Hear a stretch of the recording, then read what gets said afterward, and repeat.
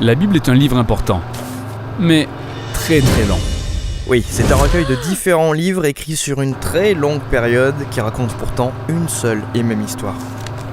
Quelle est donc l'histoire de la Bible ? Eh bien, l'histoire commence par nous connecter à la pensée d'un être hors pair, le créateur de tout ce qui existe, c'est-à-dire Dieu. Par son pouvoir, il transforme le chaos et les ténèbres du monde encore informe pour en ressortir ordre et beauté, notamment un jardin où toute vie peut s'épanouir. Et pour couronner le tout, Dieu établit ses créatures connues sous le nom d'humanité. Ou Adam en hébreu. Et il les crée à son image.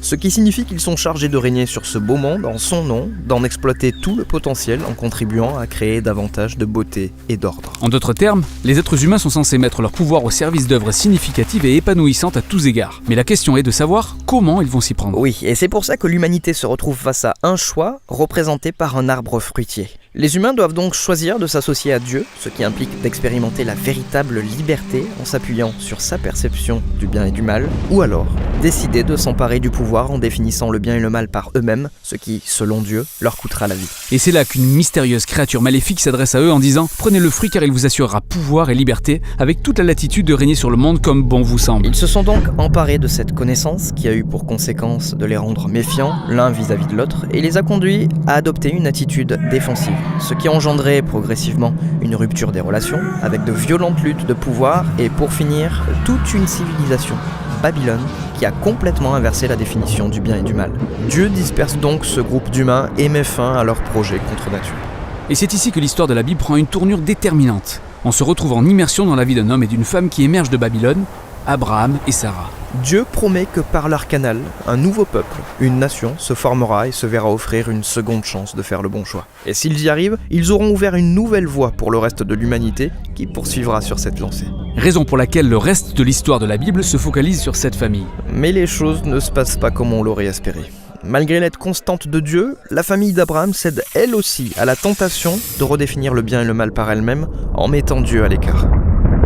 Même les meilleurs d'entre eux, des dirigeants qui marchaient dans les voies de Dieu et étaient pleins de sagesse divine, ils ont eux aussi fini par tomber dans le panneau. Israël a donc été prévenu par ses propres prophètes que ce type de choix les mènerait à Babylone, mais cette fois-ci en tant que peuple captif, en exil. Et c'est exactement ce qui s'est passé. Si malgré la direction divine, Israël essuie une succession d'échecs, qui peut donc y arriver ? En fait, le prophète avait prédit que l'histoire ne s'arrêterait pas là. Car Dieu suscitera au sein d'Israël un nouveau leader qui portera leurs fautes, afin de régénérer le cœur et l'esprit du peuple pour les amener à faire le bon choix.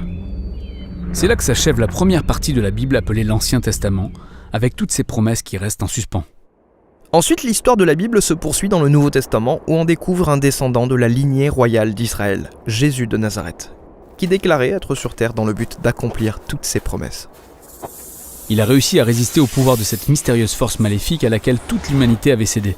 Il annonce ensuite qu'à travers lui, le règne de Dieu est venu s'établir sur terre. Jésus a approfondi la véritable définition du bien et du mal selon Dieu en précisant que le véritable pouvoir consistait à servir les autres. En clair, seuls ceux qui aiment les pauvres et aussi leurs ennemis règnent véritablement sur le monde selon Jésus. Plutôt déroutant ces propos. Cela dit, c'est très beau comme concept. Tout comme l'est la véritable identité de Jésus qui se précise au fil de l'histoire. Il est Dieu, fait homme, venu incarner pour le compte d'Israël et pour toute l'humanité, un idéal que nous n'aurions jamais réussi à atteindre par nos propres moyens. Il est venu payer à notre place les conséquences de notre méchanceté et son amour sacrificiel a démontré beaucoup plus de puissance que le mal et la mort combinés. Et là, l'humanité se trouve à nouveau confrontée à un autre choix. Représenté par un nouvel arbre. Celui de persister dans ses vieilles habitudes ou de s'aventurer sur une toute nouvelle voie. Et dans l'histoire, ceux qui choisissent la voie de Jésus se voient équipés par la puissance propre à Dieu. Ceux qui se savent aimer et pardonner par Dieu deviennent des personnes qui à leur tour aiment et pardonnent aux autres. Le mouvement de Jésus se propage rapidement à travers le monde par le biais de nouvelles communautés qui se créent avec des personnes engagées à marcher dans les voies de Jésus. Mais elles affrontent tout de même pas mal de problèmes.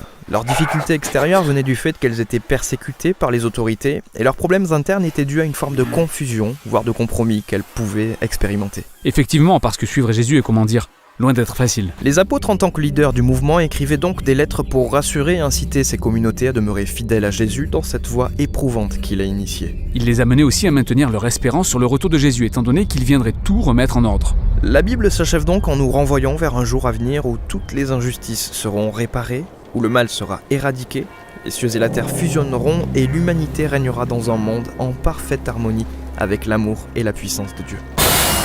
Et voilà pour l'histoire de la Bible, qui est en réalité une compilation de tous ces livres.